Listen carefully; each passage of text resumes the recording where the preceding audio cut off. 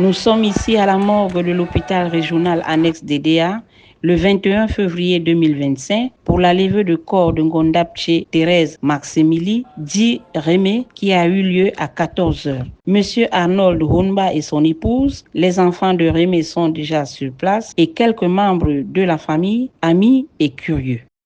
L'existence humaine ici-bas, ce séjour terrestre de tout être vivant est parfois vécu comme un éclair. Parfois, cette existence est vécue comme un parcours du combattant, un chemin bondé d'embûches, d'obstacles, de barrières ou de barricades, fait de douleurs, de lamentations et de souffrances. Parfois, ce passage est vécu par certains autres encore comme un véritable parcours de prairie, bondé de verts pâturages, de moments glorieux. Toujours est-il que, quel que soit le chemin, chaque être humain mène une vie dont la durée est relative selon le plan et la volonté de Dieu.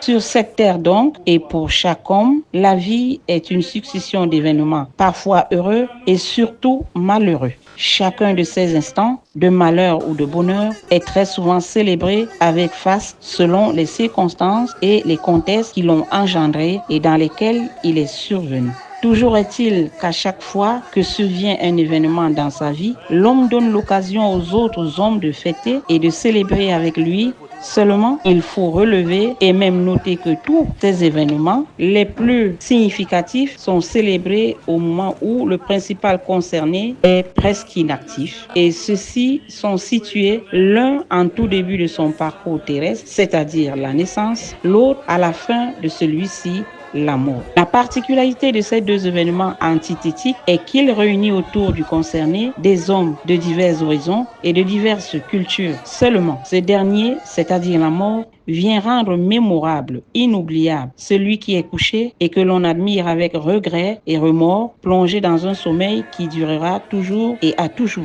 Elle le fait donc passer d'une vie terrestre, d'une vie passagère qui parfois est éclair à la vie éternelle dont les traces resteront dans le sang, dans les souvenirs, dans les œuvres, qu'elles soient spirituelles ou encore matérielles. C'est donc à ce type d'événement d'une tristesse inouïe que nous a convié Maman Ngondapche Thérèse Maximili depuis le 19 janvier 2025, jour où elle a décidé, comme on le dit vulgairement, de casser sa pipe. Notre matriarche a tiré sa révérence, a répondu favorablement à l'appel de son Dieu qui lui demandait de retourner auprès de lui. La nouvelle tombe alors ce jour comme une météorite, créant ainsi la stupeur et la consternation chez ceux qui lui sont proches, ses amis, sa famille et ses connaissances.